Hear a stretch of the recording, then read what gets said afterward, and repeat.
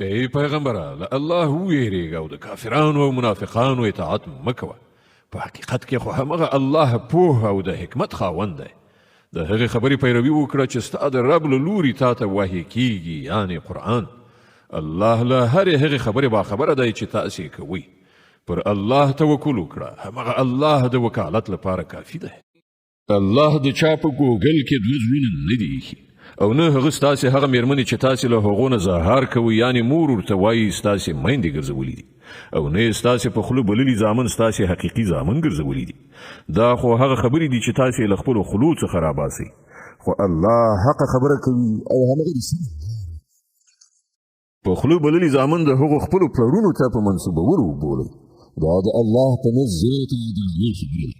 که تاسې ته معلومه نه وي چې د هغو پلرونه څوک دي، نو هغوی ستاسې دیني وروڼه او ملګري دي. په ناپوهۍ سره که تاسې کومه خبره وکړئ، پر هغې باندې تاسې نه نیول کیږئ، مګر په هغې خبرې باندې ارومرو نیونه شته چې تاسې له زړه نه د هغې اراده وکړئ. الله بخښونکی او مهربان دی. بېشکه پیغمبر خو د مؤمنانو لپاره د هغو له خپله ځانه ګران دی، او د پیغمبر مېرمنې د هغو میندې دي. خو د الله د کتاب له مخې د عامو مؤمنانو او مهاجرینو په پرتله خپلوان یو له بله زیات حقدار دي. البته که له خپلو ملګرو سره تاسې څه ښېګڼه کول غواړئ، نو کولای شئ. دغه حکم په الهي کتاب کې لیکل شوی دی. او ای پیغمبره، هغه ژمنه او پیمان په یاد ولره چې موږ له ټولو پیغمبرانو څخه اخیستی دی. له تا څخه هم او له نوح، ابراهیم، موسی او عیسی ابن مریم څخه هم له ټولو نه موږ پخه ژمنه اخیستې ده، تر څو چې له رښتینو خلکو څخه د هغو پروردګار د هغوی د رښتینولۍ په باب پوښتنه وکړي. او د کافرانو لپاره خو هغه دردناک عذاب تیار کړی دی. ای مؤمنانو، د الله هغه پیرزوینه در په زړه کړئ چې همدا اوس هغه پر تاسې کړې ده. کله چې لښکرو پر تاسې یرغل وکړ، نو موږ په هغو یو سخت طوفان ولید، او داسې پوځونه مو ولېږل چې ستاسې په نظر نه راتلل. الله هغه هر څه لیدل چې تاسې په دې وخت کې کول. کله چې هغوی له پاسه او له لاندې پر تاسې یرغل وکړ، کله چې سترګې له ویرې تیغې وختلې، زړونه ستوني ته راغلل، او تاسې د الله په باب راز ګمانونه وکړل. په هغه وخت کې مؤمنان ښه وازمایل شول او سخت ولړزول شول. یاد کړه هغه وخت چې کله منافقانو او ټولو هغو خلکو چې د هغو په زړونو کې ناروغي وه، په ډاګه څرګنده وویل چې الله او د هغه پیغمبر چې له موږ سره کومې وعدې کړې وې، هغه له غولونې څخه پرته نور څه نه وي. کله چې له هغو نه یوې ډلې وویل چې ای د یثرب خلکو، ستاسې لپاره نور د ایسارېدو موقع نشته، بیرته وګرځئ. کله چې د هغوی یوې ډلې په دې وینا سره له پیغمبر نه د رخصت غوښتنه کوله چې زموږ کورونه تر خطر لاندې دي، په داسې حال کې چې هغه تر خطر لاندې نه، په اصل کې هغوی غوښتل د جنگ له محاذ نه وتښتي. که د ښار له اطرافونه دښمن راننوتلي وای او په هغه وخت کې هغو ته د فتنې په لوري بلنه ورکړای شوې وای، نو دوی به پکې ځان غورځولی وو، او ګرانه وه چې دوی د فتنې په شریکېدو کې څه د رنګ دریغ کړی وای. دغو خلکو له دې نه مخکې له الله سره ژمنه کړې وه چې دوی به شان نه اړوي، او له الله سره د شوې وعدې پوښتنه خو ارومرو کېدونکې وه. ای پیغمبره، دوی ته ووایه که تاسې له مرګ یا وژل کېدو نه وتښتئ، نو دغه تېښته به ستاسې لپاره هیڅ ګټه رسوونکې نه وي. له هغه وروسته د ژوند د خوندونو اخیستلو ډېر لږ فرصت به تاسې ته در په برخه شي. دوی ته ووایه چې څوک دي چې تاسې له الله نه ژغورلی شي که هغه تاسې ته ضرر رسول وغواړي، او څوک د هغه د رحمت مخه نیولی شي که هغه پر تاسې مهرباني کول وغواړي. د الله په مقابل کې خو دغه خلک کوم ملاتړ او مرستندوی نشي میتلی. الله له تاسې نه هغه کسان ښه پیژني چې د جنگ په کار کې خنډونه اچوونکي دي، او خپل اورونو ته وایي چې راشئ زموږ خواته، او دوی په جنگ کې برخه نه اخلي مګر تش په نامه. چې له تاسې سره په ملګرتیا کولو کې سخت بخیلان دي. که د خطر وخت راشي، نو تا ته په داسې شان د سترګو مردکي راړوي لکه چې پر کوم چا باندې د زنکدن بېسیدي خورېږي. او کله چې خطر تیر شي، نو همدغه کسان د ګټو په حرص کې د تیرو ژبو سره ستا هرکلي ته راځي. دوی هیڅکله ایمان نه دی راوړی، له همدې امله الله د دوی ټول عملونه ضایع کړل، او د دې کار کول د الله لپاره ډیر اسانه دي. دوی انګیري چې یرغلګر لا تر اوسه پورې نه دي تللي، او که هغوی بیا یرغل وکړي، نو د دوی زړه غواړي چې په هغه فرصت کې دوی چیرته په بیدیا کې د کلیو د خلکو په منځ کې اوسي، او له همغه ځایه ستاسې د حالاتو پوښتنې وکړي. بیا هم که دوی ستاسې په منځ کې پاتې وي، نو په جګړه کې به بیخي لږ برخه واخلي. په حقیقت کې ستاسې لپاره د الله په پیغمبر کې د نیکۍ یوه خورا غوره نمونه وه، د هر هغه چا لپاره چې د الله او د آخرت د ورځې هیله من وي، او الله ډیر یادوي هغوی.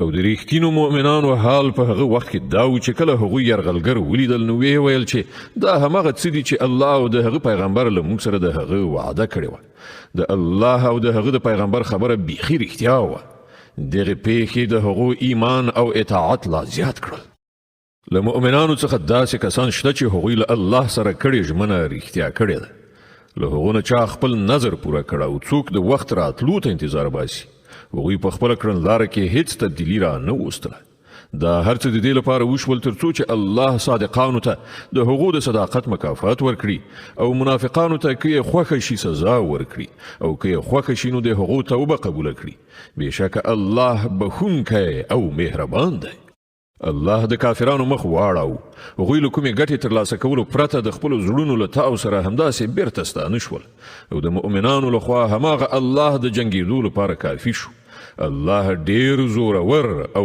برلاسی دی او له اهل کتابونه چې کوم کسانو د دغو یرغلګرو ملګرتیا کړې وه الله د هغو له کلاګانو څخه هغوی راکوز کړل او د هغو په زړونو کې داسې ویره واچوله چې نن تاسې له هغو نه یوه ډله وژنئ او بله ډله بندي کوئ تاسې د هغو د ځمکې او د هغو د کورونو او د هغو د مالونو وارثان وګرځولئ او هغه سیمه یې تاسې ته درکړه چې تاسې هغه هیڅکله تر پښو لاندې نه وکړي الله په هر څه باندې قادر دی ای پیغمبر خپلو مېرمنو ته ووایه که تاسې دنیا او د هغې ښکلا غواړئ نو راشئ چې زه تاسې ته څه درکړم او په ښه وضعیت سره مو رخصت یې کړم او که تاسې الله او د هغه پیغمبر او د آخرت کور غواړئ نو وپوهیږئ چې له تاسې نه چې څوک نیکوکاري دي الله د هغو لپاره لوی اجر تهیه کړی دی ای د پیغمبر مېرمنو له تاسې نه چې څوک د څرګندې فحشا د حرکت مرتکبه شي هغې ته به 2 چنده سزا ورکړی شي د الله لپاره دا ډېر اسانه کار دی او له تاسې نه چې څوک د الله او د هغه د پیغمبر امر ته غاړه کیږدي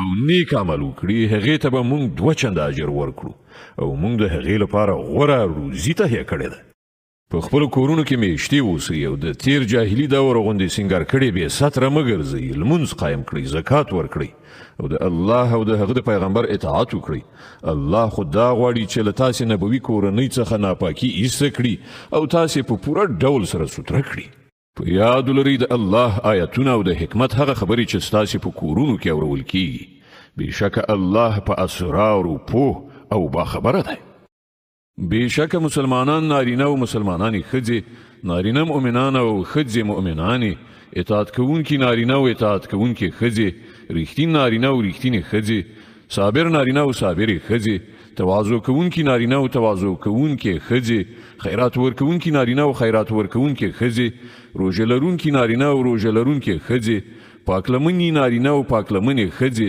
او هغه نارینه چې د خدای ذکر زیات کوي او هغه ښځې چې د خدای ذکر زیات کوي خدای دغو ټولو ته بخښنه او لویه بدله برابره کړې ده هیڅ یو مؤمن او هیڅ یو مؤمنه دا حق نه لري چې کله الله او د هغه پیغمبر د کومې معاملې فیصله وکړي نو بیا هغه ته په خپله د خپلې هغې معاملې د فیصله کولو اختیار حاصل وسي او څوک چې له الله او د هغه له پیغمبر نه سرغړاوي وکړي نو هغه په څرګنده ګمراهۍ کې وغورځېده ای پیغمبره هغه وخت در یاد کړه چې تا هغه چاته چې پر هغه باندې الله او تعالی ورینه کړې وه ویل چې خپله میرمن مه پرېږده او له الله نه وویرېږه په هغه وخت کې تا په خپل زړه کې هغه خبره پټه کړې وه چې الله د هغې ښکاره کول غوښتل ته له خلکو نه ویرېدلې په داسې حال کې چې الله د دې زیات حقدار دی چې ته ورڅخه وویرېږي بیا کله چې زید له هغې نه خپل حاجت پوره کړ نو موږ هغه طلاق شوې میرمن تا ته په نکاح کړه تر څو چې پر مؤمنانو د خپلو په خوله بللیو زامنو د میرمنو په باب څه ستونزه پاتې نه شي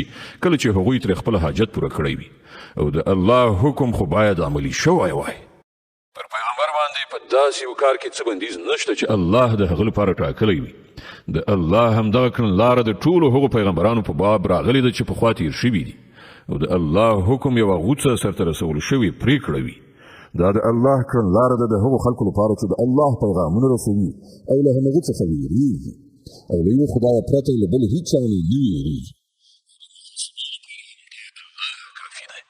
ای خلکو محمد ستاسې له نارینهو څخه د هیڅ چا پلار نه دی مګر هغه د الله پیغمبر او خاتم النبیین دی او الله د هر شي علم لرونکی دی ای مؤمنانو الله ډیر ډیر یادوئ او سهار او ماښام د هغه تسبیح کوونکي اوسئ هماغه ذات دی چې پر تاسې رحمت کوي او د هغه پرښتې ستاسې لپاره د رحمت دعا کوي تر څو چې هغه تاسې له تیارو نه رڼا ته راوباسي.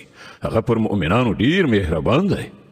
په کومه ورځ چې هغوی له هغه سره یو ځای شي د هغو هرکلی به په سلام سره وي او د هغو لپاره الله د عزت اجر برابر کړی دی. ای پیغمبره موږ ته په داسې شان لیږلی چې شاهد او زیری ورکوونکی او ویرونکی او د الله په اجازه د هغه لوري ته بلونکی او بله ډیوه مو وګرځولې. زیری ورکړه هغو خلکو ته چې پر تا ایمان راوړی دی چې د هغو لپاره د الله لخوا لوی فضل دی. او هیڅ کله د کافرانو او منافقانو تر اغیزې لاندې مه راځه. د هغو د ضرر رسولو هیڅ پروا مه کوه او پر الله باندې توکل وکړه. هماغه الله د دې لپاره کافي دی چې انسان خپل چارې هغه ته وسپاري.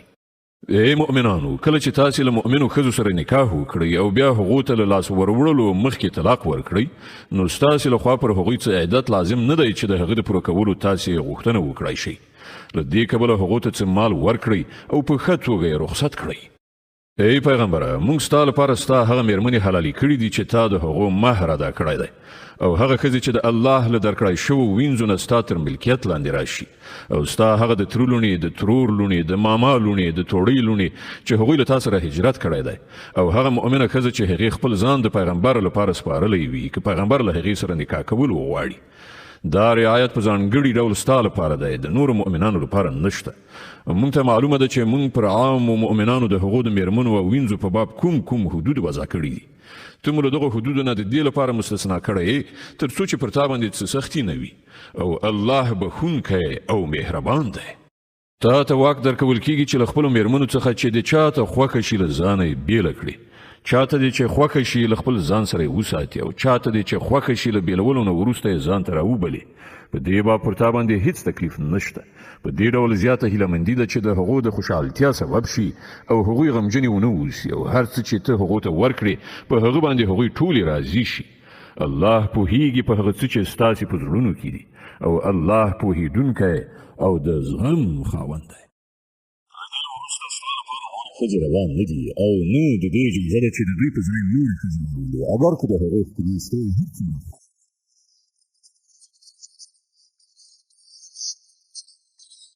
ای مؤمنانو د پیغمبر کورونو ته بې اجازې مه ننوځئ. مه د خوراک په وخت کې غلي کتونکي اوسئ. خو که تاسې خوراک ته وبلل شئ نو ارومرو راشئ. خو کله چې خواړه وخورئ نو خواره شئ. په خبرو کولو مه بوختېږئ. ستاسې دغه حرکتونه پیغمبر ته تکلیف ورکوي.